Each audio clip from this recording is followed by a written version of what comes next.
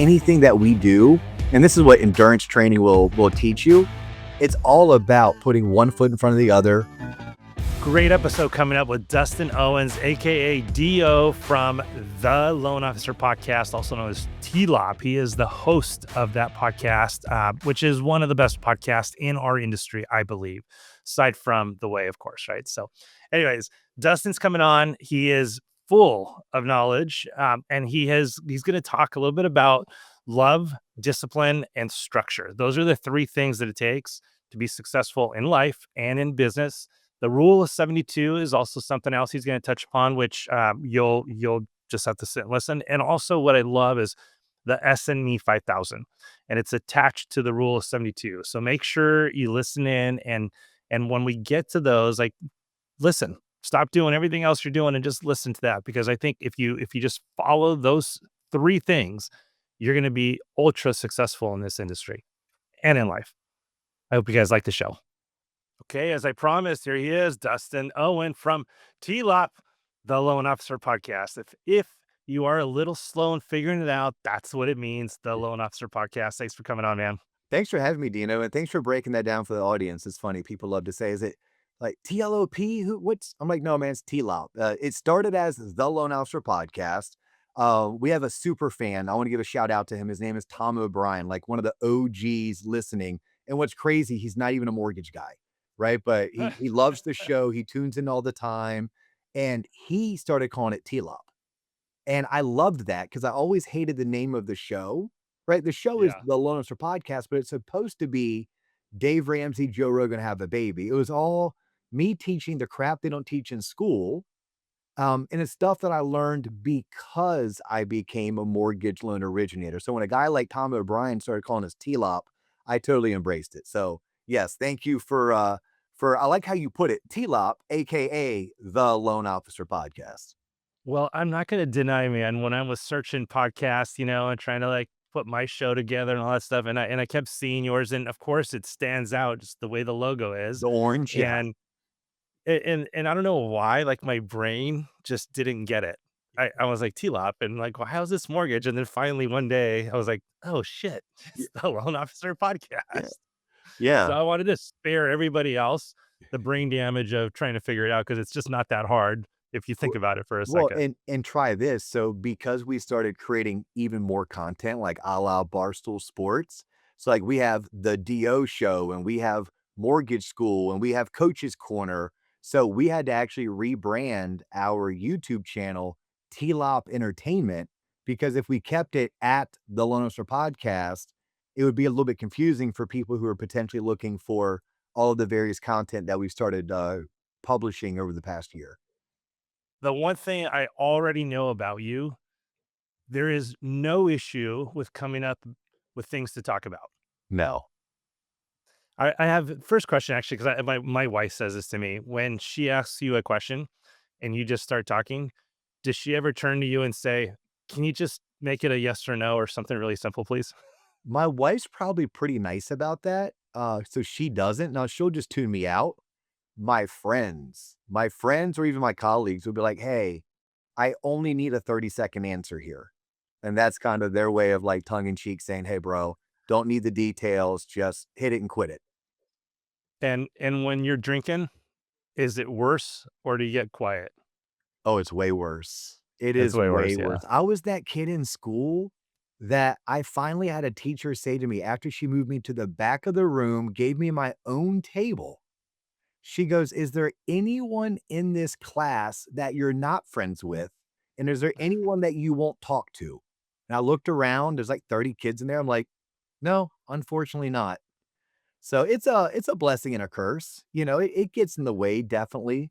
But it at the same time can be a little bit helpful, especially if you're in an industry where storytelling and presenting is key to ultimate success. That's right. All right. So the real first question. Yes. Who are you? We already know professionally. We just talked about that. Who are you personally? Personally, I'm a kid who grew up in Central Florida with two amazing parents. One drove a school bus, the other was an electrician. Had an amazing childhood. My childhood was amazing because it was filled with love, structure, and discipline. I think that's that's the real secret to excellence or secret to success. I don't care if you're raising puppies, raising children, or raising loan officers, if you can provide those 3 elements. So, I wasn't able to take fancy vacations as a kid, couldn't afford, nice, vehicles or summer homes or some of those things that maybe my peers had, but, I'm a Central Florida kid who grew up with 2 amazing parents. Today, I've been married for 20 plus years. I'm hardcore into triathlons. I wasn't always that way. I was a football, baseball player growing up. I used to be allergic to running until about my 40s and started challenging myself with things like 75 hard. 75 hard taught me I can run, I can swim, and I can bike. And because I could do all 3, I decided it'd be a good idea to get into Ironman racing. So I am signed up for my first ever full Ironman in Portugal in October of this year, and I just completed my 4th half Ironman back in December. And I have 2 amazing kids. I'm a diehard UCF fan. You all right there? Man, I'm sorry, I'm coughing on you. Yeah, I mentioned running, and you started having an allergic reaction. Dude, I hate running. Yeah, I yeah, I hate can it with a tell. passion. I can tell. I mentioned it once, and all of a sudden, All right, so I saw the Iron Man post just earlier this week, I think, or last week about you. And I gotta say, it's one of those things where, and I don't know if you're like this or not. You probably are just because of your age and the fact that you like sports. But growing up, me and my buddies, we weren't nice to each other. We hit each other constantly, like, whatever insult you can sling their way, you do it. And it builds some serious character, right? Like, we didn't crumble because of it. We rose because, we figured out how to overcome, every difficult thing that could come your way because of those guys. So, I have a feeling you're like that, right? Uh, I had a couple buddies, they did an Ironman, and as much as I love to make fun of them about absolutely everything I can, the one thing I cannot possibly make fun of them about is the fact that they completed an Ironman. they did the full, like, the 12 They to did the 14 full. hours. Yep. Yeah, So yeah. I know you only did a half, but even a half is bigger than what most anybody else can do. And the fact that you're going for it is total respect on my end. I Yeah. love hearing that. Well, no, thank you. Yeah, so I just completed, I think it's my I think I know it's my 4th half. And halves are good. Halves are something you can do once or twice a year, and they're not overly disruptive. A full is overly disruptive to your life. So I had to make a deal with my wife and my daughter that I wouldn't sign up for a full until my daughter graduated high school, so it would be less disruptive to really their lives, not even so much my life. But I'll tell you this, it's anything that we do, and this is what endurance training will teach you. It's all about putting one foot in front of the other. It's all about getting 1% better, the way that James Clear teaches it in his book, Atomic Habits. And then eventually, when you find a community, right? It's the reason why we as top producing loan officers go to things like Sales Master, which is where you and I met, right? Iron sharpens iron. The minute you find a community, you realize that what you thought was crazy or impossible is way possible because I'm training with people that are doing their 3rd Yeah. Ironman. I'm training with women who have qualified for the world championship of Ironman. My friends, they're crazy. They just went and did a 12-hour ultra marathon, and 2 of them did it just because the other 3 were doing it just on a whim. And I think what you find is just your mentality changes, which if I want to convert that to business, it's why I'll tell a loan originator, like the last thing you want to be is in an organization where you're the smartest and the top producing, um, because you may have a limited self-belief. Start surrounding yourself with people who are doing bigger, who are achieving more, so that your belief system can change. So I appreciate the kudos. Cross your fingers, knock on wood that my body and my equipment will make it from January, which is when we're recording this, to October. And then, yes, I have to be able to wake up healthy that day and then complete it's probably going to take me about 13 hours, a 13-hour endurance race without having something go sideways, blown tire, a crash, a rolled ankle, etc., you know? So let me tell you my little uplifting story for you right now.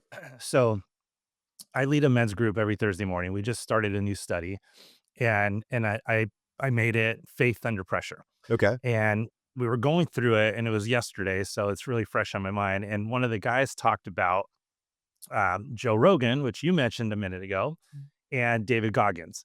And I love the analogy here, which I'm gonna share with you because I think it's great for your upcoming race. David Goggins said that you have to put yourself under pressure and that you have to force yourself to do things that you just can't even ever imagine you being able to do, just so you can come out on the other side and know that you're capable of anything.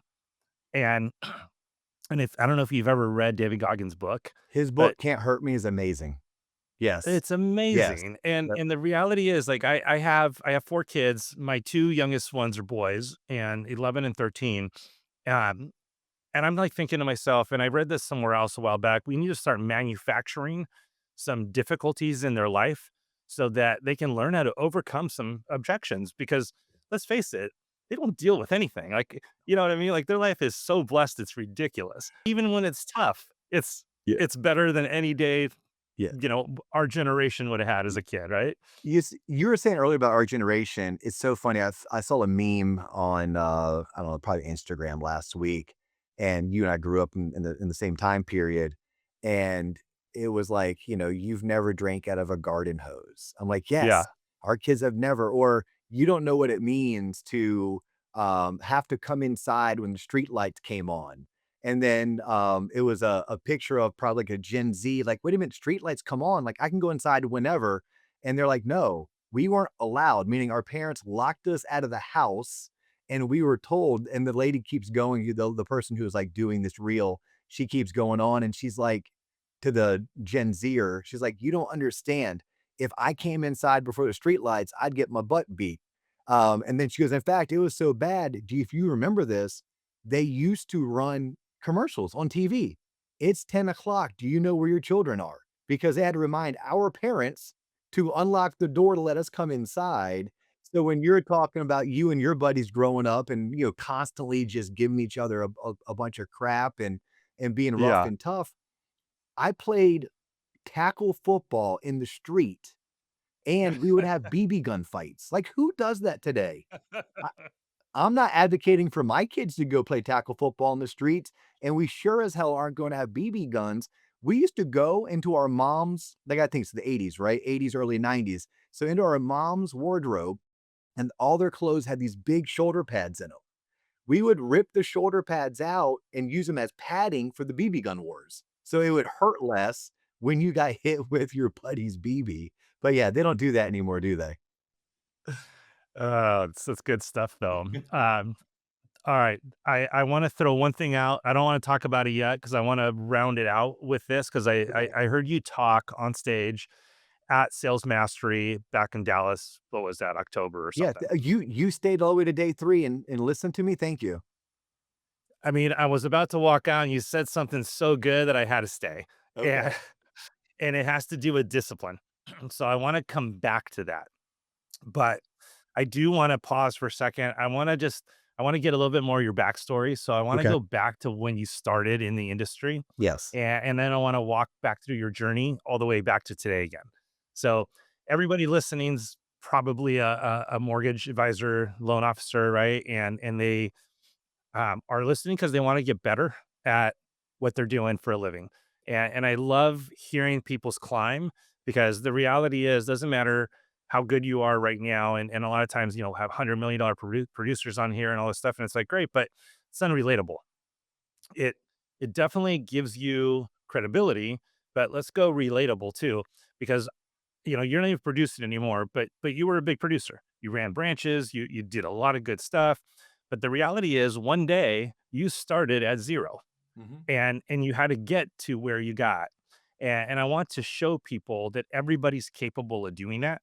And the reality is if you don't know how to get over whatever hump you're at, maybe it's 5 million, maybe it's 10, maybe it's 20, maybe it's 50 million, right?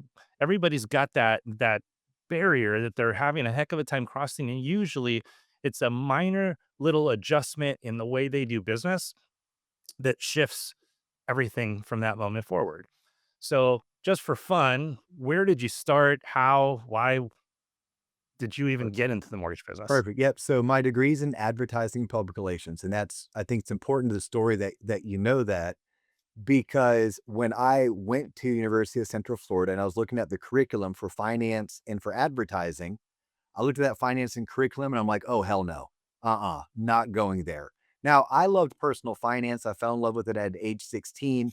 I'm the kid who taught my father how to invest in the stock market, right? Like my kids had a father who was able to teach them how to invest.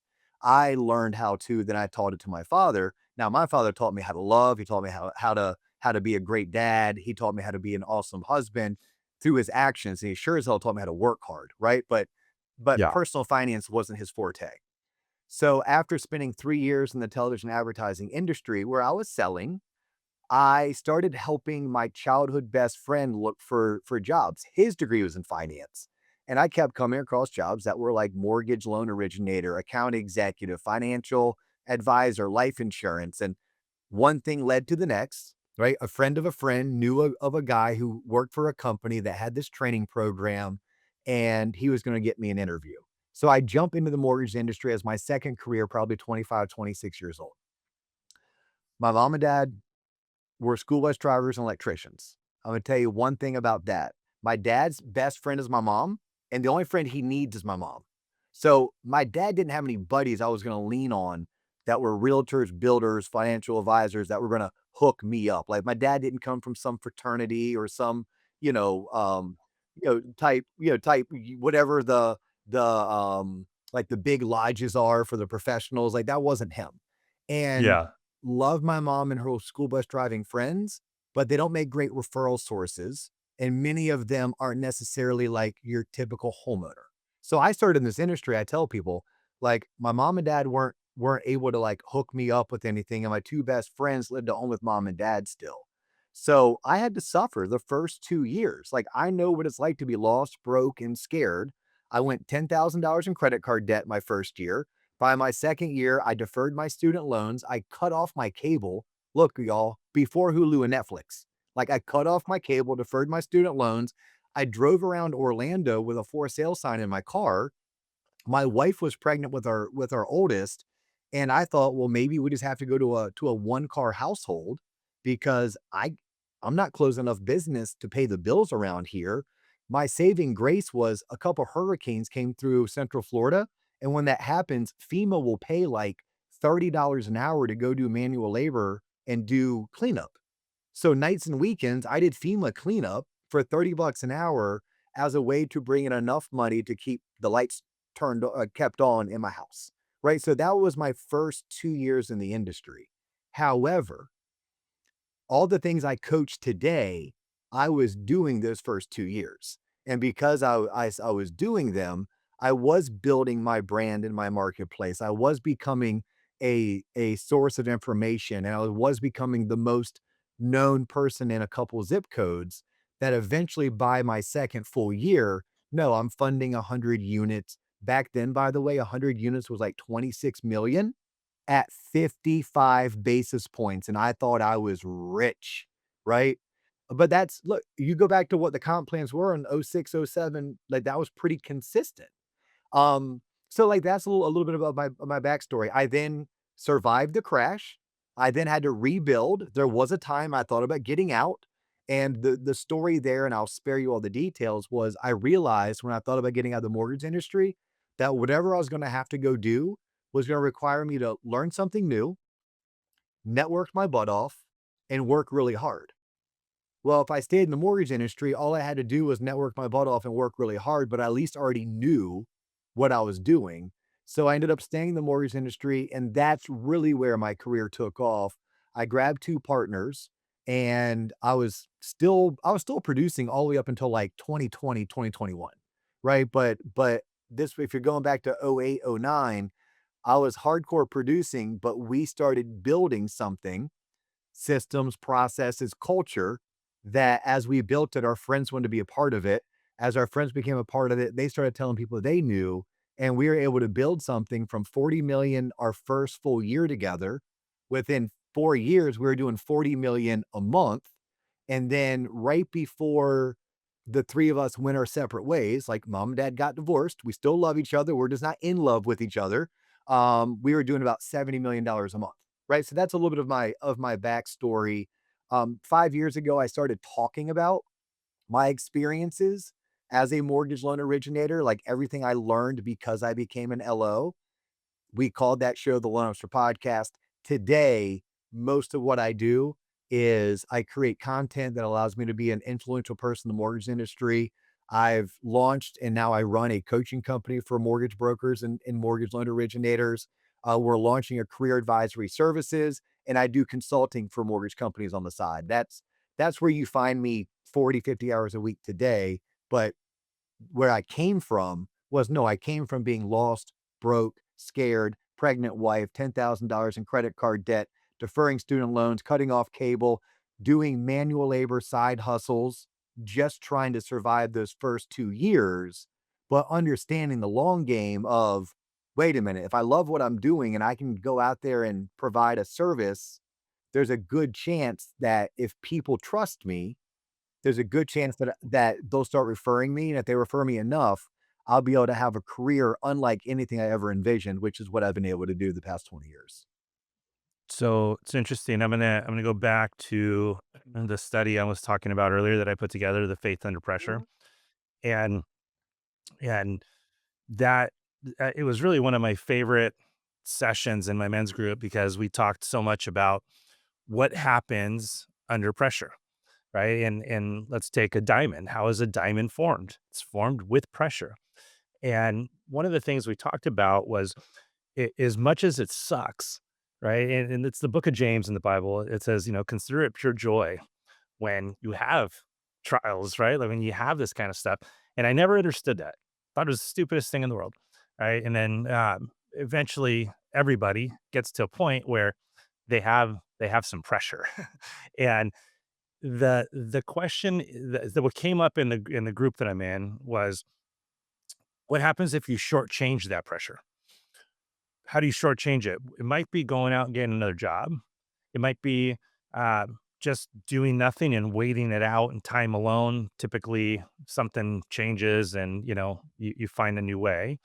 But the fact that you stayed in and you continued to work hard, and the pressure was you were married, got a baby on the way. I mean, you didn't have enough to cover all the bills. That's some serious pressure. And what was formed out of that pressure, I think, was something amazing and something fantastic that carried you through, for many years to come. And now you're able to pass that knowledge, right, on to other people. So, just a little side quick story on that, right? Because I do feel that we've all been under a lot of pressure right now over the last 4 years. And I know some people that are coming out of it. Some people came out of it a couple years ago and crushing it already. But all of us that stayed in, I believe, have been formed from that pressure. Mm. But don't shortchange yourself is what my advice is to somebody. Lean into this trial, lean into this pressure and come out of it even more polished and prettier like a diamond, right? More valuable. So I want to like focus a little bit on the coaching part that you're doing now. Uh, you were forced to figure it out. I think it was great. And I've kind of been in that situation before too. The more I had my back up against the wall, the more I leaned into it, and didn't happen overnight, but best time to plant a tree was 25 years ago. If you Yeah. didn't plant it 25 years ago, right now. And that's kind of what I feel with coaching. I don't care if you haven't made any money in a long time and you're struggling. Figure out how to afford the coaching. It's more valuable than going out to dinner a few nights a week and spending $100 at dinner, right? So tell me about your coaching, about your style, how you teach people, even how much it costs if you want to go there or direct people on how to go there. Yeah, well, I appreciate that. I mean, if anyone wants to find anything that's TLOP, I mean, the website's tloponline.com, so TLOP online.com. You slide over there, you can sign up for our newsletter. It's free. I write it myself, not AI. I like to say that like it's actually me. It's not a virtual assistant in the Philippines writing my newsletter. It's me. It's my words. Easy to read. But I like putting free out. Like we have the saying, if it's free, it's for me. So our YouTube channel is tons of free content. But the coaching came about this way. Never on my vision board was I going to coach loan officers for a living outside of my organization or own a coaching company, right? If you and I were talking in December of 19 or even May of 2020, that wasn't a thought. Even if we got into 21, I probably would have been like, no, no, thanks. Don't have time for it. But when I started podcasting and the podcast, because we called it the Loan Officer Podcast, 70, 80% of our audience comes from the mortgage industry. They started digging what we were doing and they started reaching out. I guess some people would call them fans. We call them T-loppers. So they would reach out and they would say, hey, Dio, I'd love to come work for you, or I'd love for you to be my mentor. And I'm like, well, unfortunately, like you can't come work for me because I'm in Florida, you're in Oregon, and I wouldn't advocate for you to join my branch that far away. So I'd help that person find a good branch, maybe someone I know that's in their geography, because I really believe that we need to find the right leader before we find the right company. Um, and then I would have people reach out to me and they'd say, hey, Dio, I want some coaching. And I was like, well, I don't do that. Like, again, the only people I was coaching throughout my career were my LOs. They were my branch managers. Like I coached them, but I wasn't coaching people outside of the organization. So I started doing what I normally do. I refer out, right? Like I don't teach blocking and tackling. Like, do I know how to structure a loan? Hell yeah, I do. Am I any good at it? Yes, I'm really good at it. But if you want to learn FHA, VA, Fannie, Freddie, UFMIP, residual income, how to read a credit report, I'm like, look, either go to the MBA and do School of Mortgage Loan Origination, or call Zenix, call Casey over at Zenix and do ground school, right? Like just don't do that. So I was doing the same thing when people ask me about coaching. I say, hey, call this company, go to this company, check out this website. And I kept getting the same types of responses, right? Oh my God, this company wants $3,000. And when I was on the phone, they called me fat and ugly. Or this company wanted like 500 bucks a month, which I could afford, but the person that would be coaching me has never done a loan before. So I was like, well, this kind of sucks. Like there's no spot for someone to go where it's affordable and the coaches are actual people coming in from the trenches. And preferably they're still in the trenches. So one day training for one of my Ironmans, if you ever been stuck in a pool for like an hour and a half doing laps without any type of podcast or music going on, I advise it, but it can also be a little stir crazy. I advise it because when you get past the stir crazy, you let your brain start really working in overdrive. So my brain started working in overdrive, and I just started thinking, what's something that we could build for them where it's affordable, but they get access to me. It's affordable, but they get access to my friends. So we built out TLOPS originator coaching.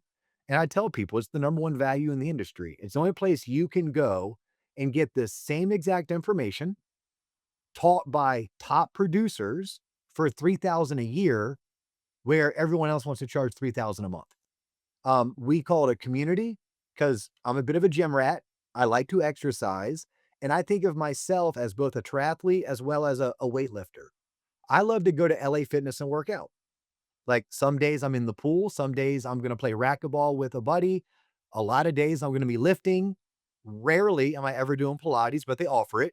Rarely am I in the sauna, although they have one, right? Rarely am I playing basketball because I'm no good at it, but they offer a basketball court. But I can go to that gym whenever I want, and it's gonna give me whatever I want. And there's a ton of people there that are also into doing the things that I like to do. So we built T-Lops Originator Coaching the way you would a membership-based, like, health spa, where we coach on Tuesdays live, we do sales training on Thursdays live, we have a coach on call every Monday, Wednesday, Friday. All of my coaches are in the business. All of my coaches are doing loans for a living. So for 3 hours, if you're a part of our community, kinda like being in college and going to office hours, you can get one-on-one with a coach for 10 to 15 minutes every Monday, Wednesday, Friday, and we're gonna do live coaching for you every Tuesday, Thursday. And if you can't make the designed times, don't worry about it. It's all recorded and it's all inside of the e-learning platform. So that was my kind of epiphany about 2 years ago when I was in the pool trying to solve for, this person I referred out came back to me with an unpleasant experience because they were upset the person who was coaching them has never done a loan. And this person came back to me with an unpleasant experience because they were called fat and ugly and they were being charged $3,000 a month. We built something that we feel like is something that is affordable, yet it also brings value. And we call it what we call it, T-Lops Originator Coaching. I want to expand on a couple things. I found it on my phone. Believe it or not, I actually took some notes when Thank you were you. talking Nice. because I up on stage a few months back because I actually liked some of them quite a bit. and compliment to you because I heard a lot of people talk and I didn't take that many notes on everybody. So there's a couple things I want to go over and I'm going to bring back that word discipline. I actually bolded this section at the event. So it said, if I and correct me if I have it wrong, but love, discipline, and structure. Excellence is born if you combine all three. Yes. So can you say what you said back up on stage regarding that? Yeah, 100%. I'm actually gonna be presenting this next Friday for Novus Home Mortgage at their annual conference. And I'm probably going to lean into it at MortgageCon in February, when I get 10 minutes to do it's kind of like a battle. Like they have four of us going on stage, and each of us gets 10 minutes, and we get to talk on leadership. So I Oh, cool. appreciate you asking me about this. Yeah, Yeah. this came to me. It was an epiphany that I had. I was with my parents, right? The school bus driver, the electrician were big Atlanta Braves fans. That was if we ever did a trip, we drove from Orlando to Atlanta. We stayed in a Days Inn and we would get bleacher seats to go to the July 4th series at Fulton County Stadium back then. That's where the Braves played. So we've all been Braves fans. I was a baseball player my whole life. My mom was the scorekeeper. My dad was the coach. Like we're a baseball family. So because of the mortgage industry, I've been able to do some amazing things for my family, including my parents. So, one of those amazing things that this industry has afforded me was when Atlanta opened up their new stadium. I called my parents and I said, "We're going to the first ever game at the new stadium." So, I'm like, "I've booked us 3 flights. I have us 2 hotel rooms, and I have tickets 10 rows behind the dugout. We're going." So, of course, you gotta think, you're a parent, right? You have 4 children. Anyone else who is a parent, you can really relate. If you're not a parent yet, I promise you one day you will be able to relate. So we are pre-gaming, my parents and I have cool parents, right? My dad turned 75 next week, but they're still cool people. And so we're pre-gaming, having a couple drinks, having some apps right before we go into the game. And my mom looked at me very sincerely and she's like, "How did I get so lucky? Like, look at you, look at your sister. Like, how did I get so lucky?" I'm like, "Luck?" I'm like, "Mom, there was no luck." I go, "Look what you gave us." And my mom's like, "Well, like what I gave you?" Like, I grew up in an 1,100 square foot house, right? Very working class, lower middle class. I go, "Who cares about the house?" I go, "You gave us love, like tons of love, discipline. I may still have some welts on my rear end from it. And you gave us structure. Right? And like discipline was, and not the welts on my butt, but if I screwed up, it took my phone away. And back then we didn't have cell phones. If you remember this, I wasn't allowed to talk on the phone. Like that was my punishment, was like whatever girl I was dating, I couldn't talk to her on the phone. I go, we sat down and had dinner every night that I didn't have practice or a game. We had Sunday breakfast together. Like you and dad gave us love, you gave us discipline, but you also provided structure. I went to 3 schools my whole life. I lived in one house that I remember. They moved to that house when I was 2. They sold it when I was 20. I go, that structure, the fact that you're putting no merit on that alone, let alone the love and the discipline. I mean, there's households that have tons of love, but no discipline, right? So I had all 3. So that moment, I remember flying home the next day, probably a little hungover, right? Because we pre-gamed and we post-gamed. And I just started thinking about that conversation with my mom because none of that was planned or scripted. I was thinking about my wife. So my wife is a pet rescue junkie, right? So right now I have a 3-month-old puppy in my house, right? The dog has seizures. My wife picked her up. drove her 2 hours to the University of Florida in Gainesville to see a specialist to see if it was a brain issue or just like a epilepsy issue. Good news, it's epilepsy. They can medicate for it. So the puppy's expected to live a full, healthy life.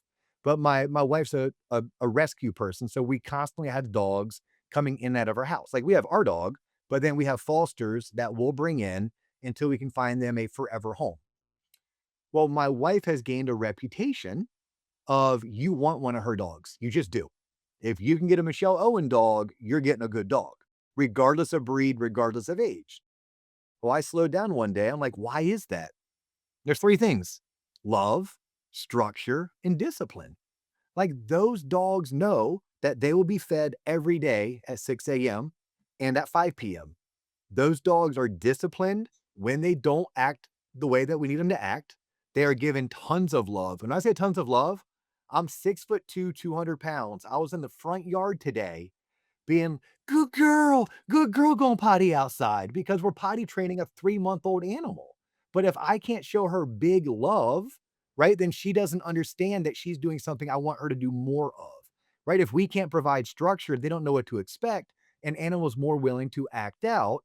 And if I let them know it's okay to bite me, right? Oh, it's all cute when a puppy's nibbling on you. The problem is one day that puppy grows up and the nibble becomes a bite, and all of a sudden, Morgan, I'm sure you have in California, you're getting a personal injury lawsuit because your dog bit someone.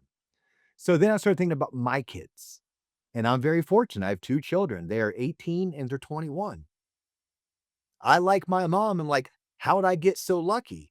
I'm like, but did I get lucky or did I emulate everything my parents showed me?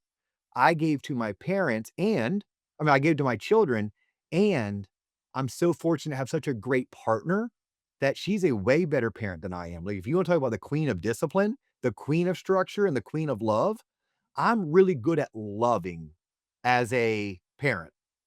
Discipline, I'm probably the nice guy, right? So my children had that. So then I started looking at my business. What did we do so well that we grew from 1 branch to 9 branches, from 40 million a year to 40 million a month to 70 million a month? My average loan officer was with me for 9 years. My average branch manager for 13. Those numbers are unheard of in this industry. Well, guess what they had? A ton of structure, systems and processes. That's why you'd want to come work for us. We had love, and better than our competitors, not as good as I would have liked it, we did provide discipline. Meaning, if you didn't do things a certain way, then you are going to find career opportunities elsewhere, right? We terminated top producers that were pipeline terrorists, right? We terminated top producers that were cancers to the office.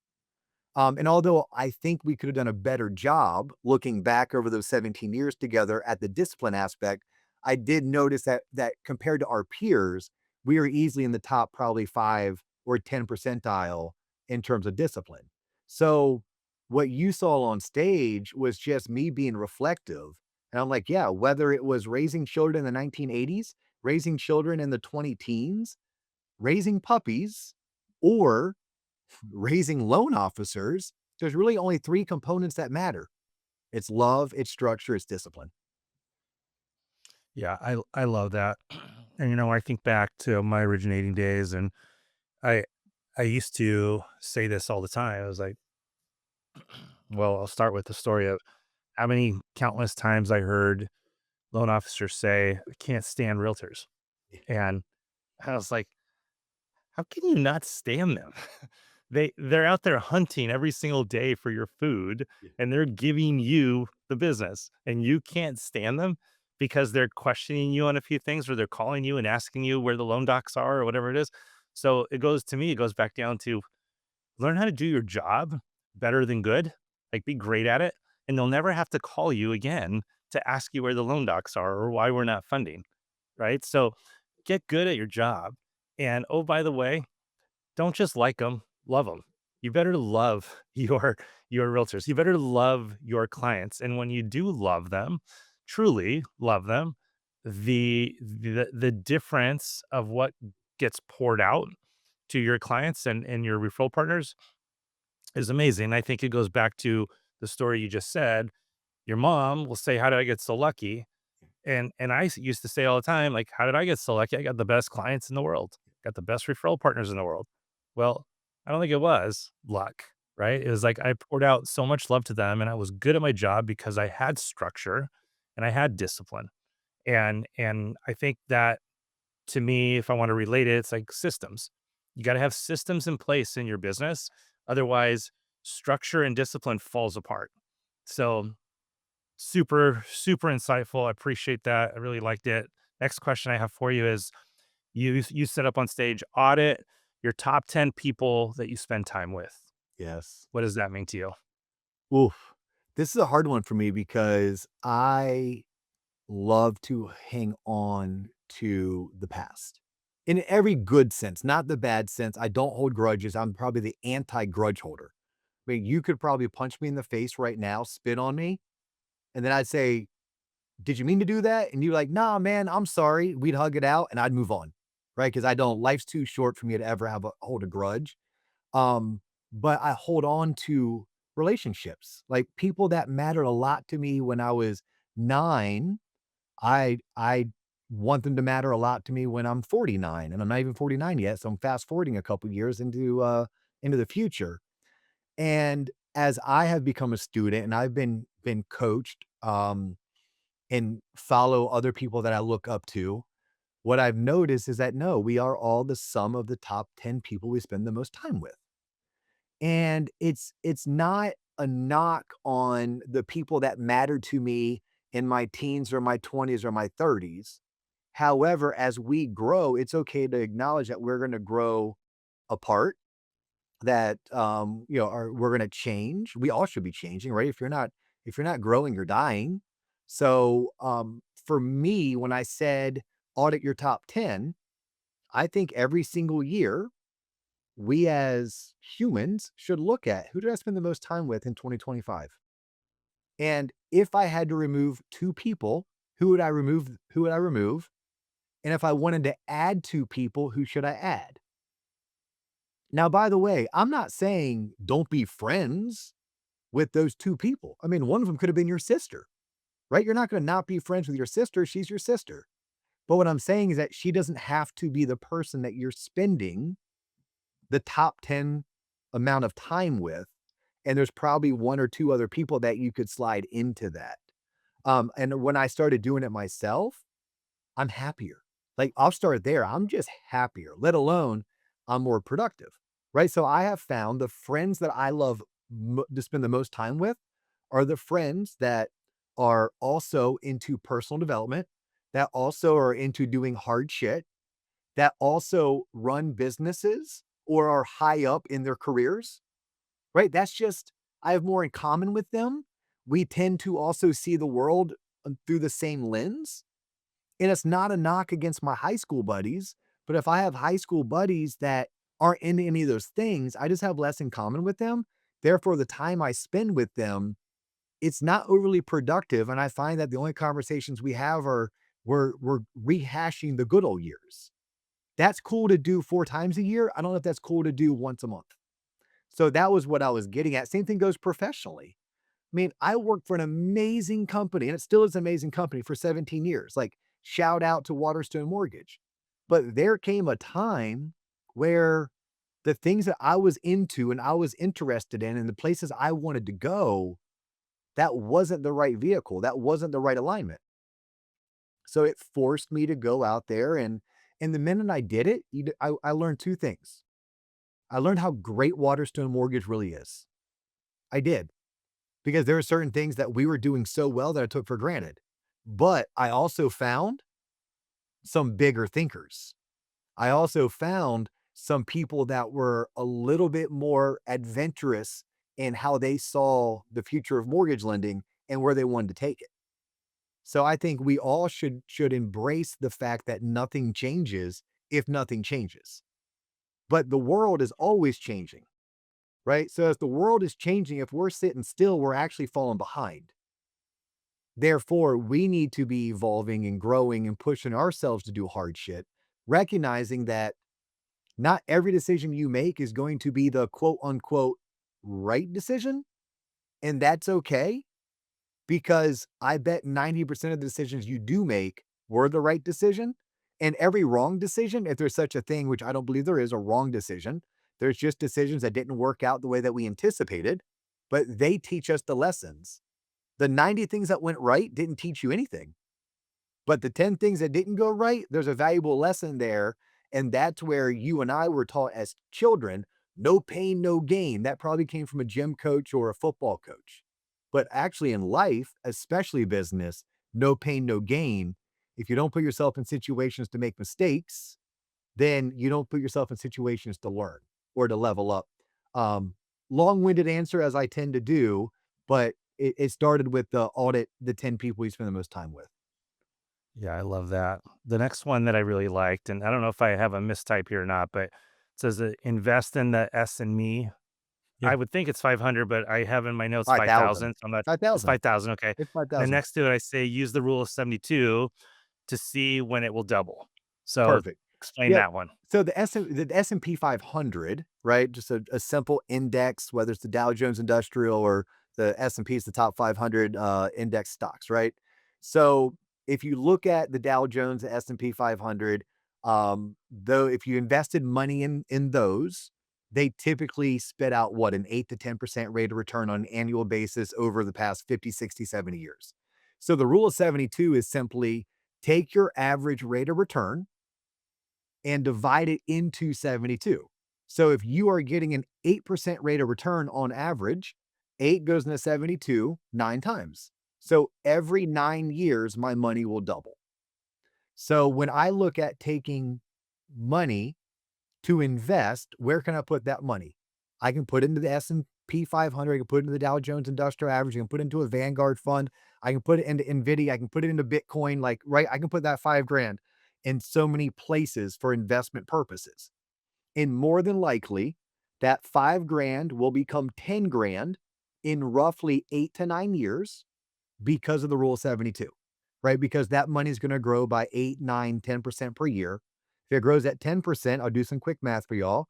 10 goes into 72, 7.2 times, right? So if I put $5,000 into an index fund at a 10% rate of return in 7.2 years, that 10 grand is, or that 5 grand is now 10 grand, right? So that's just a simple personal finance rule of thumb. But what if I put that 5 grand into a conference, 5 grand into a consultant, 5 grand into a coach? What's that going to be worth? That knowledge that I pick up, right? Taking my learning curve from here to here, I can guarantee you when you study the most successful, not just in our industry, but other industries, the $5,000 that you put into the S in me 5,000, right? That's going to return 10 to 20 times more than what you would have received if you put that money into the S&P 500. Right? I mean, if I go to a conference and I meet you, right? So you and I met at Sales Mastery. It cost me 5 grand to get there, right? Ubers and drinks at the bar because those drinks are cheap. The ticket to get in, the hotel room, the flight, I was 5 grand. However, you and I met. By you and I meeting, you shared with me that you're having great success doing virtual workshops to attract home buyers and bring value to realtors. I then take that knowledge, I go back to my market and I start doing it. All of a sudden, I'm generating one mortgage closing per quarter, and I'm meeting 4 realtors per quarter. And those realtors are each worth only one transaction a year, right? So super conservative numbers. That's 8 transactions. 8 transactions. I live in Florida. My average loan size is 350. So that's roughly 350 times 8, 2.5 million in volume, right? Let's just say for all intents and purposes, because I can't price, I can't sell service, my average commission net is 100 basis points. That's still $25,000 in commission I earned because I spent 5 grand to pay for a flight, a ticket to Sales Mastery, 2 hotel rooms, and some $20 Crown and Waters at the hotel bar, right? Like, and I got that return in 1 year. Whereas if I put that 5 grand into the S&P 500, it took me 8 or 9 years to double it. So it's my way to encourage people to get out there and invest in themselves. One of the questions I get all the time from younger originators, "Hey, DO, what's the best CRM?" I'm like, "Well, the best CRM is the one that you use." Then I ask them, "But why do you need a CRM?" "Oh, because every top producer uses a great CRM." I go, "Yes, but how many referral sources do you have?" None. "How many leads are you generating a month?" One or two. You don't need a CRM. Take that CRM money, put it into a coach because someone needs to teach you how to build relationships and generate referrals, right? We don't spend money on CRMs until we have so many referrals and leads that we're not doing the best job of tracking them and marketing to them. So that to me, Dino, is the S&Me 5000 versus the S&P 500. Yeah, I love it. 2 more questions. And man, I'm hungry, so All right, I don't so have much more that's time my after cue. that. Hey, DO, let's do the shorter version of the answer. Well, this one's gonna be super quick. What Okay. is your favorite book or 2? Okay. In order, Atomic Habits by James Clear, Never Split the Difference by Chris Voss, Extreme Ownership by Jocko. However, I just read Shoe Dog this year, which is the autobiography of Phil Knight. Freaking amazing. And I had one of my coaching students, which I love this. He bought me and sent me Dan Martell's Buy Back Your Time. And Shoe Dog and Buy Back Your Time are probably going to have to make the list eventually. And I don't know if you've read this one, Dino, but I know how spiritual you are. If you've never read Untethered Soul, make sure you read that. It's awesome. Like it is, and it's a quick, easy read. But I thoroughly enjoyed Untethered Soul. I will definitely read that one. I just put it down. All right, last question. If I picked you up right now, took you to some other state in the United States and said you have to do loans and you have to make $1,000,000 before you can come home and visit your family or come back to your family, what is your strategy? You still have all the knowledge you have. You don't have a lot of money, just enough to cover your bills. So you can't just go buy a bunch of business or do all these big events and do all this stuff, right? Like you're starting off. You're basically a first year loan officer with a ton of knowledge. How do you do it? I'm going to call on credit unions.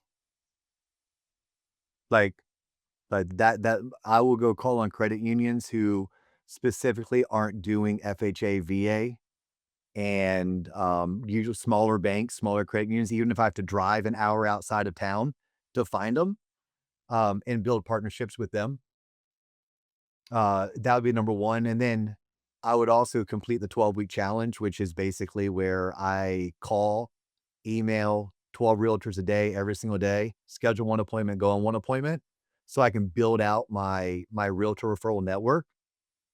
But while I'm doing that, I believe I can have a much quicker opportunity to go land 3 or 4 credit union partnerships that feed me 2 or 3 loans a month, even if I have to have some form of a revenue share agreement with them, right, where they're compensated 50 basis points. Um, it's probably the one thing that I was talking earlier. I know I do short, but I was talking earlier about having to change the people I was around to think bigger. That's thinking bigger. Right? My old me, before I started finding new friends in the industry and hanging out with them, just would have gone back to the 12-week challenge because it's what I know that works, and it's proven, and I can do it really easily. However, when I study the industry and I befriend other people, they've been able to generate more leads and more closings much quicker by finding institutional partners, and small banks and credit unions can be that, especially if you yourself don't work for depository. So that's Yeah. those are, I guess that's 2 answers, but the 2 things I would do. No, that's great. I mean, that's perfect, and I love the detail on it too. So it's funny. I asked that question to everybody. And these are big producers or ones that used to be big producers, and now are doing something else, right? What I find interesting is they all go back to old school tactics, and And you actually did the same thing, right? It's call 12 realtors a day. It's not that hard. Go to open houses, right? Do Yeah. do the old school things that you're going to get in front of people and not have all these strategies in place. Now, I'm not Well, you told against me I couldn't spend strategies. money. If I could spend money, I would actually do virtual home buying workshops, but I know that's gonna cost me money. I need a landing page, I need a marketing budget, um, I need a fancy CRM to help manage some of that. So if I can't spend money, then I need to be able to do the things where the money I do spend is going to be, variable based on transactions. So that's where the partnerships with the credit unions or small banks would come into play. And it's interesting because of all the guys that I've had on here and women, none of them have said call credit unions and small banks. And I think it's a great strategy. I think back actually, I'm not producing now, but years and years and years ago, I totally forgot about it too, but I did that with a bank and they wanted car loans. They didn't do the mortgages. And they would give me mortgages and I would give them car loans. It was actually brilliant, right? It was so simple. So I think the logic there is always find what it is that they want. How can you help them before you go and ask for help? I've always looked at that when I was growing my business. It was like, what can I do to give them something of value before I ask for anything else? And I think it's important, right? So love the answer. Loved having you on here. Thank you so much for coming on.